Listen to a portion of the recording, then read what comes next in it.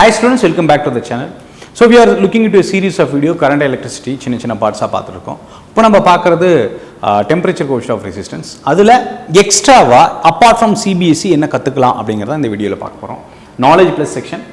So we generally know what is this, right? Like when the temperature rises, automatically the resistance also rises for metals, right? Whereas when temperature rises, resistance falls for semiconductors. இது நமக்கு தெரியும். Right, this is the first point that we all know. Next, for a given ohmic resistor, sir, நிறுத்துங்க, ohmic resistor na enna?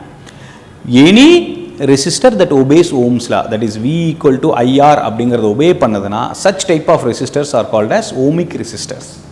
For any ohmic resistor, current voltage graphs at two different temperature, ரெண்டு different temperatureல என்னன்னு பார்ப்போம். At two different temperatures oda values என்ன T1 and T2. நமக்கு क्वेश्चनல 30 degree 60 degree of course கெல்வின்ல மாத்தி கூட கொடுத்திருக்கலாம். Right, இந்த கிராஃப்ல இருந்து கொடுத்திருக்காங்க. இந்த மாதிரி ஒரு கிராஃப் கொடுத்து, ரைட், எதுக்கு ரெசிஸ்டன்ஸ் அதிகம் எதுக்கு ரெசிஸ்டன்ஸ் கம்மி, R1 is greater than R2 ah, R2 is greater than R1 ஆ கேட்டாலோ, இல்ல what is the value of R1 what is the value of R2 ன்னு கேட்டாலோ, what is T1 T2 ன்னு கேட்டாலோ எப்படி solve பண்றது அப்படிங்கறத next 2 minutesல பார்க்க போறோம். Right, let's go. So I hope you are clear with the graph. Voltage is taken along x-axis. With respect to voltage, there is a variation in the current that is taken along y-axis. Or T1 temperature la is in the graph and T2 in the graph. So the angle made by T1 is theta 1 and T2 is theta 2. Right. Now let's go. Now R resistance kekranga. Resistance R1 is 1 by tan theta 1 and R2 is 1 by tan theta 2. In case they ask you what is R1 by R2 அப்படினா எப்படி போணும்னு தெரியும். என்ன போடுவீங்க? tan theta 2 by tan theta 1 அப்படினு போட்டுருங்க.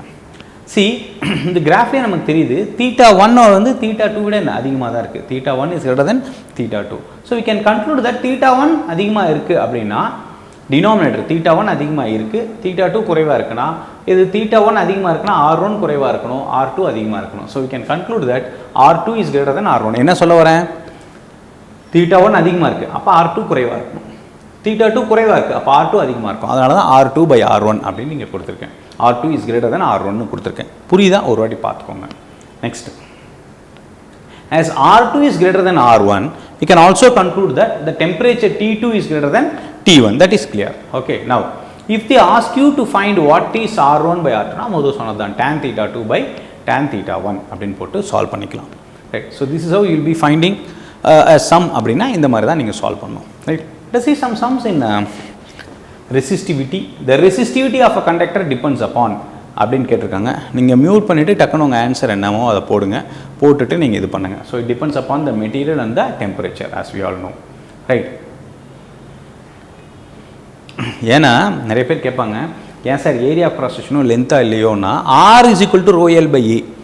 Resistance depends upon area of cross section and length, whereas resistivity depends only upon the material. முதல்ல பார்த்துக்கோம், தனித்தனியாக மெட்டல் இருக்குது, எல்லாம் சேர்த்து அலாயா பண்ணால் அலாயோட அதை விட குறைவாக இருக்கும் அப்படிங்கிறதெல்லாம் பார்த்துருக்கோம். Okay, next, with increase in temperature the specific resistance of a metal என்ன ஆகும் அப்படின்னு கேட்குறாங்க. பாசிட்டிவ் டெம்பரேச்சர் பார்த்துருக்கோம் அப்படின்னா என்னன்னு யோசிச்சுக்கோங்க, அப்படியே ஆன்சர் சொல்லலாம். Increases, decreases, does not change, and you have something like none. The long answer நீங்களே போலாம். As you all know, it is positive temperature coefficient of resistance and the resistance will increase அப்படிங்கிறது உங்களுக்கு தெரியும். Right, so the temperature coefficient of resistance of a conductor is positive, negative, 0. We all know it is positive. Right, next. So I hope you have enjoyed this video. Right, kindly do subscribe our channel and wish you all success. Thank you and all the very best.